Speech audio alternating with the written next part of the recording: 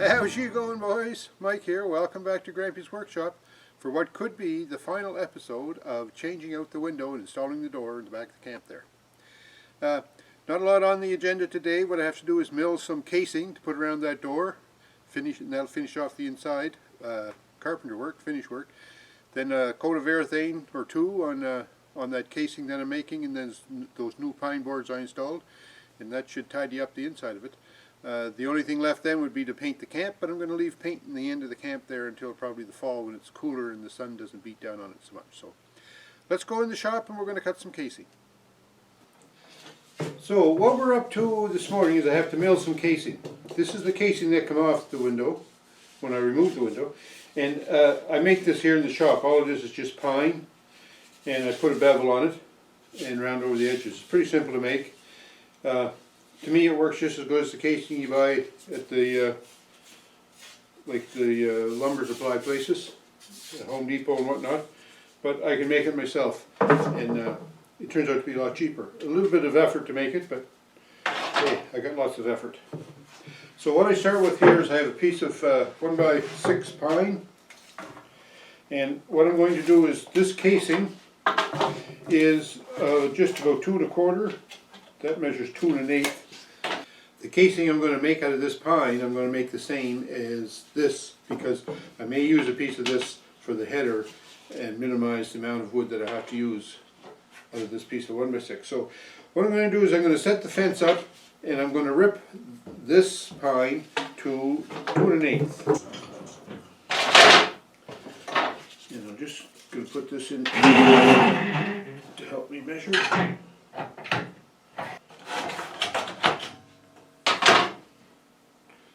Okay, I think we're good to go, so we're going to rip this. Alexa, start vac.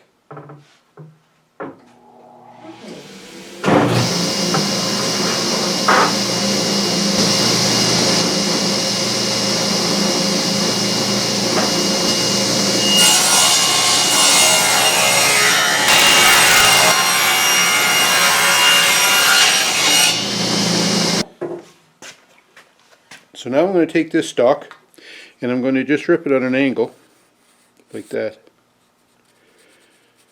if you can see that. I've done some checking and I determined that that angle is about 7 degrees, so I'm going to raise my blade and then tilt the arbor to 7 degrees, and then we're going to rip this, and I'll get 2 pieces of casing out of this one. So that's put a piece on either side of the door. That's my plan.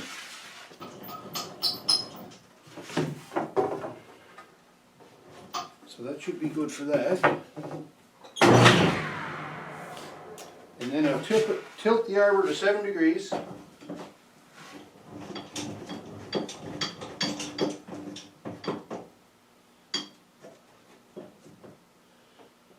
About like that. And now the tricky part comes. It takes a little bit of setup on the fence to get this right, because what I have to do is set the fence so that as the saw starts to cut here,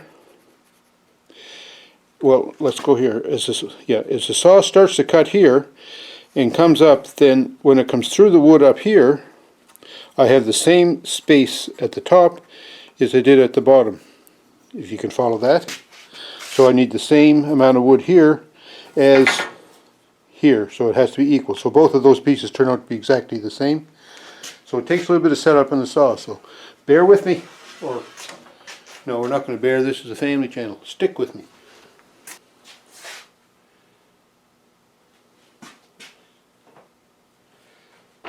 Okay, I'm going to try and make a test cut here and see what happens.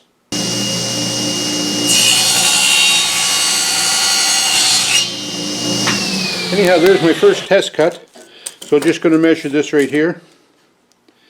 And that's 1/4 inch. You can't see that, but just trust me. And this one is a little bit less than 1/4 inch. So I don't know whether that's worth messing with. I think I'll just leave it like that, because I'm going to be sanding both of those faces, so I can make adjustments that way. So I'm going to go with that. I was lucky I got it right the first try.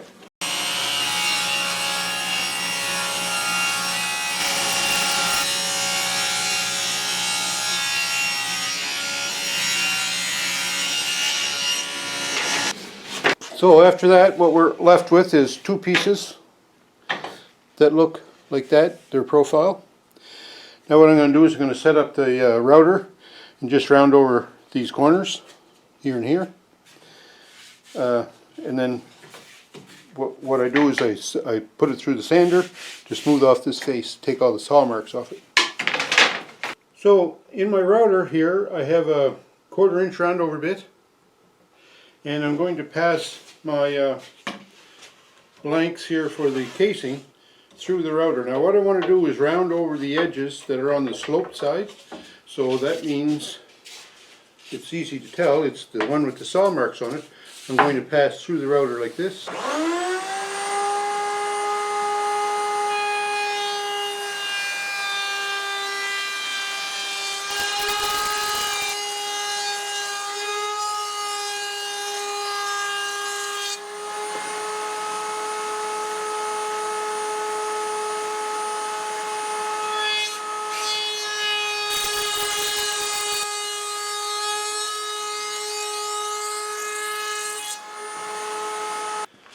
So I end up with slightly rounded corners, and you see there's edges on here like where the router bit was, maybe not set just quite right, but where I'm going to sand all this anyways, I can tidy up those edges, make them look good. So here I have my belt sander clamped on here, and I have a 120 grit belt on it. So we're going to sand now these faces.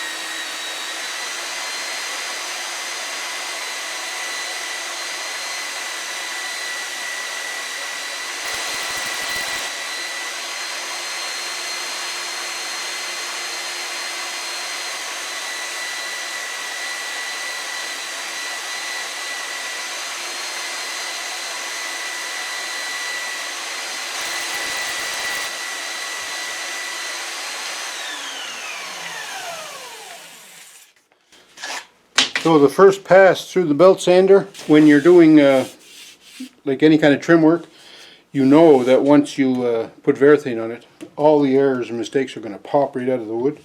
But most of the saw marks are gone. I'm just going to trim up a little bit of this round over because it's kind of wavy in spots. So I'm just going to do a little bit more trim or cleaning up on that.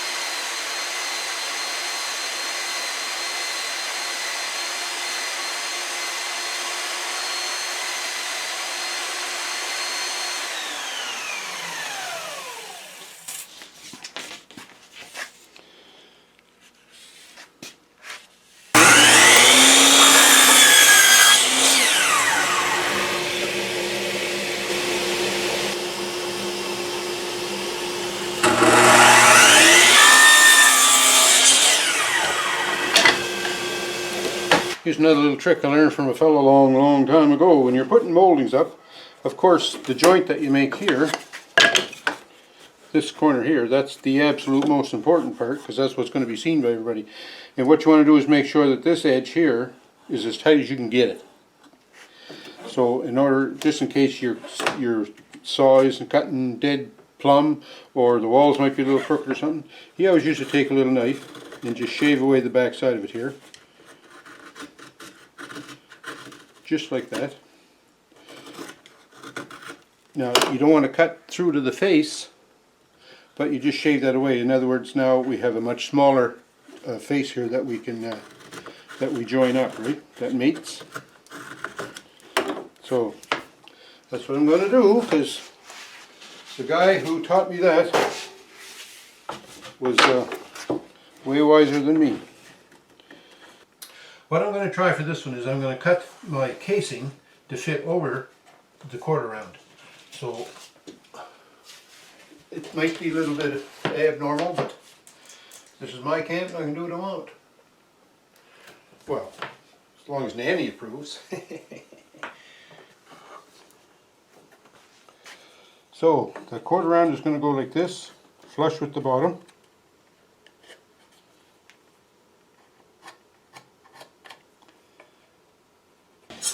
And then I mark about where it will come through,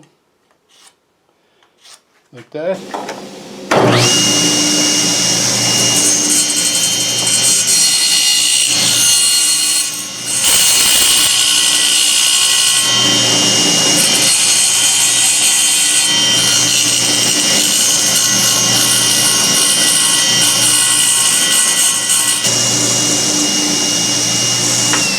So we're going to put this casing on here,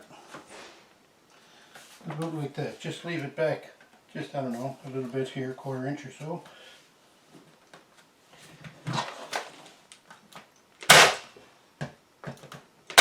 Now I check here, and that's a pretty good reveal right there. Here's another trick that the fellow taught me years ago. If you're working especially with pine, because pine, like I say, it's so forgiving, where I'm putting my brads in, it's marking the casing, and you know, when you put your varathane on that, that'll just jump out at you like crazy. So what he used to do, with a little old spit, he'd just wet that up with spit. That'll soak into the wood and swell the wood and almost take that mark right away. So there's another good tip.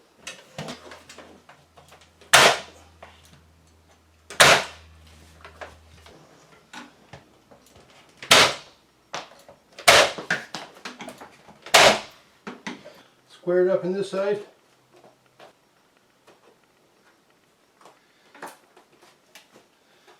Doesn't look too bad. I think I'll go with that.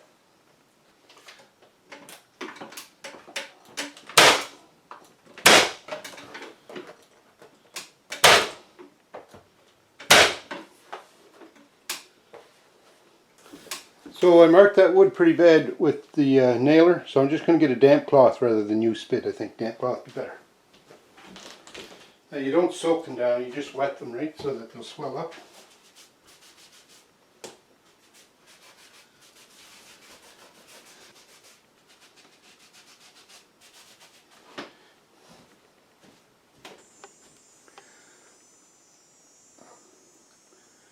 So that's the molding on. Didn't turn out too bad. I like down there by the 1/4 round, it turned out pretty nice. Set in there tight. The finished piece at the top kind of stands out, but anyway, once you put some varathane on that, it should pretty up nice. So we're going to finish up our project. We're using some Minwax polyurethane, and we're just going to paint these bare boards. Put a quick coat on them. See if we can yellow them up a little bit and make them look like they've been here for years. Alright, 1 coat of varathane on there. And the new pine boards are starting to fade in a little bit better, but you can still pick them up pretty easy. So the first coat of varathane has sort of dried, so I'm just going to rough it down a little bit with some sandpaper. Not too much. Just to take the fuzz off it and then put another coat on it.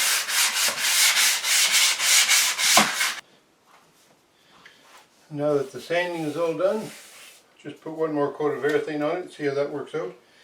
This might be all it needs, or it might need another one after this, but anyway, we'll see.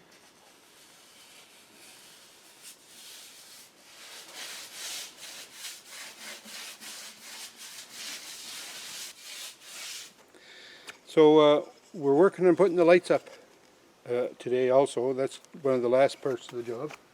So I've got 2 lights I need to install up there. And for outlet boxes on the outside of the building, there's lots of different things you can buy to like block them off and protect them from weather and whatnot. And well, I never bought any of that stuff because I forgot about it when I was in town. So I'm trying to make something up here. So I got a little block of wood that's going to fit between the bats on the left hand side, and I cut a hole in the middle here for access. Now, one of the rules is you can't install a junction box and conceal it. Like if you were doing wiring in a house or something, and you put a junction box up in between the floor joists at the 2nd floor, you can't close it in. You have to get access to that junction box. So I'm kind of stretching the rule here a little bit by putting this cover over it because I am restricting access, but I still have access to the junction box. So I've pulled my wires out through this hole. I'm going to make the junction and then stuff them back in so that'll fit flush against the box. So that's what I'm up to.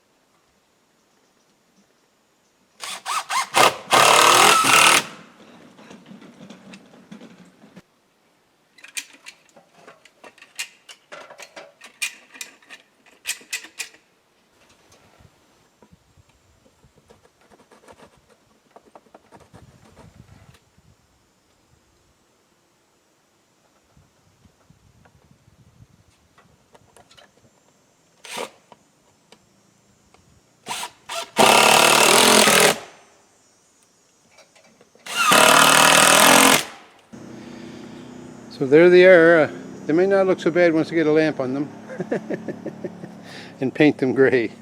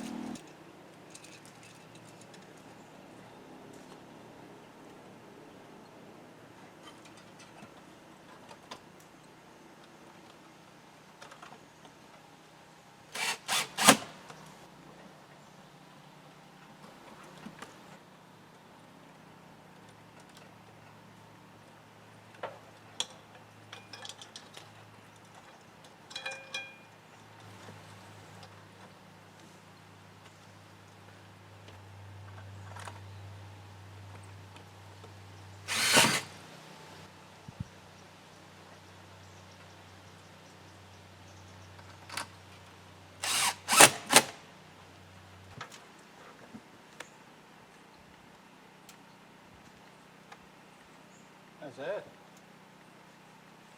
Whoa, looks good. Nanny approved. Definitely. Well, there we go. We finally made a window turn into a door. Doesn't look too bad. There it is. Got the lights installed.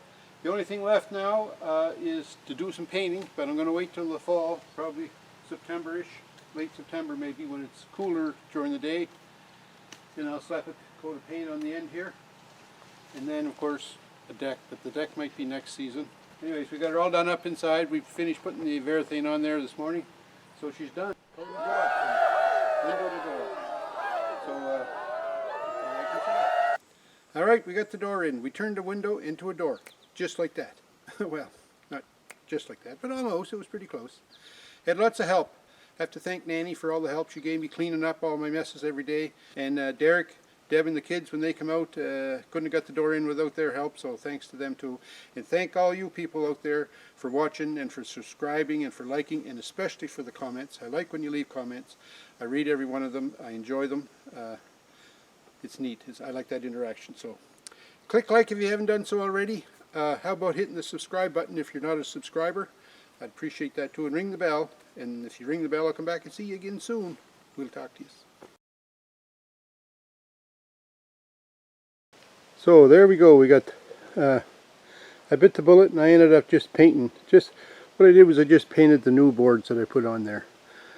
Because I couldn't bother waiting until the spring. And also, I think we're going to start putting a deck on here next week probably sometime. And I wanted to have the bottom boards painted before I put the deck on. So anyway, there it is. All said and done.